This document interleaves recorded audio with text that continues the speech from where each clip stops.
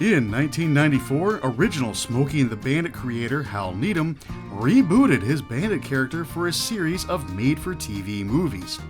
4 90-minute separate adventures for the all-new aw shucks type Bandit to traverse, and we are going to review them. Previously, I reviewed the first one, Bandit Goes Country, and as far as I can tell, it was the highlight of the series. The first one contained both the Hal Needham tropes and the charm that brought the 1977 movie to life. The rest, including this one, is all tropes and no charm. Regardless, let's get into reviewing the second installment, Bandit, Bandit, Bandit. Remember all those likable characters you got from Bandit Goes Country? The mischievous cousin, the love interest with all the history between the two, Sheriff Neil Bonnet, and even Big Sky? Well, forget about meeting any of them ever again, as apparently a new adventure calls for an entirely new supporting cast. Literally, the only 2 cast members that remain are Bandit and his truck-driving buddy Lynn, who is the governor's son.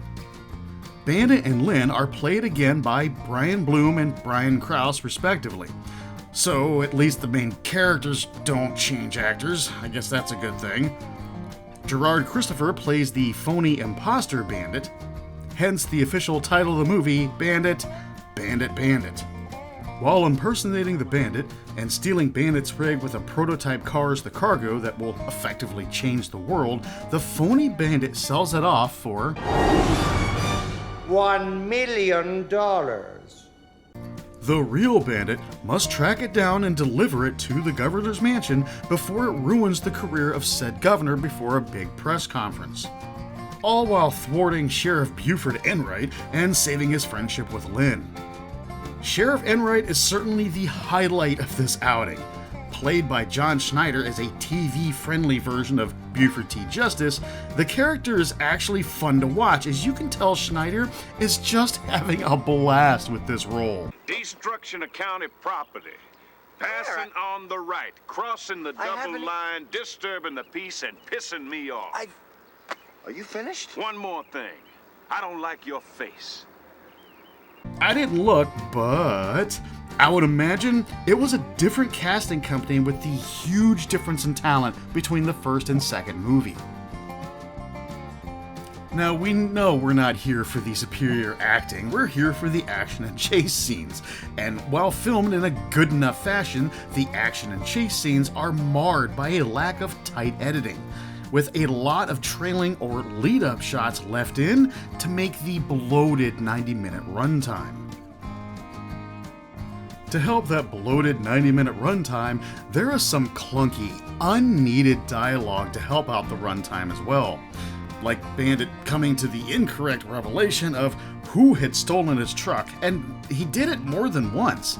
You haven't been running around the state dressed like the Bandit, hitting on women, stealing cars, and generally raising hell? No. I could if you want me to. Well, one of these times does lead to a friend of his that had passed and his family had left behind a touching few scenes. The rest of the times just become a struggle not to fast forward or simply put something else on while scrolling your phone.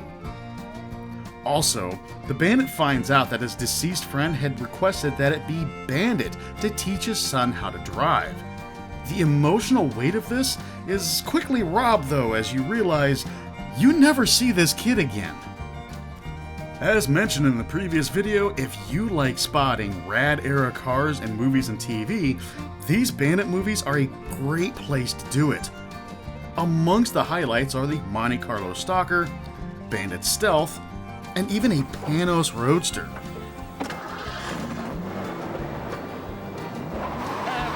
Never had her over 55 before. Yeah? However, taking the cake is the experimental car.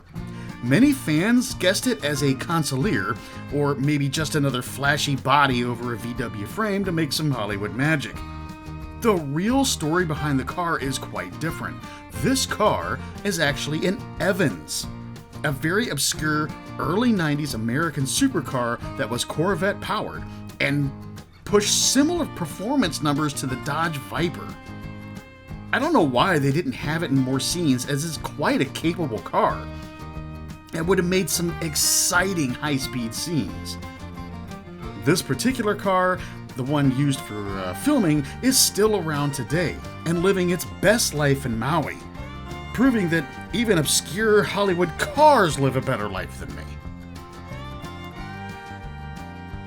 With the better acting, the more realistic human story beats, and even the headlong John Schneider performance, it's possible you may enjoy Bandit more than you possibly enjoyed Bandit Goes Country, if you can sit through the bloated runtime. This 90-minute movie could have easily been trimmed down to about 60 or 70 minutes or so and have been a much better flick for release on DVD. Though, for a 2-hour runtime on television with a lot of commercial breaks, it served its purpose. I certainly wish I could show you the Bandit movies here on the channel, but Universal is adamant about their content being shown on YouTube, as they even copyright claim their trailers. I got it one time for showing too much of the Fast and Furious trailer a few years back, and I didn't even show the whole thing. While you can't find it on YouTube or any other streaming service, you can find it on DVD as part of the Pursuit Pack, a collection of all 7 Bandit-themed movies. Various copies are available on eBay, where I procured mine. Hey everybody, I just wanted to take a moment to tell you that the first batch of Cruisers t-shirts are now available. Joining the roster of Cruiser stickers available for purchase on eBay, or by messaging me through the Cruisers Discord.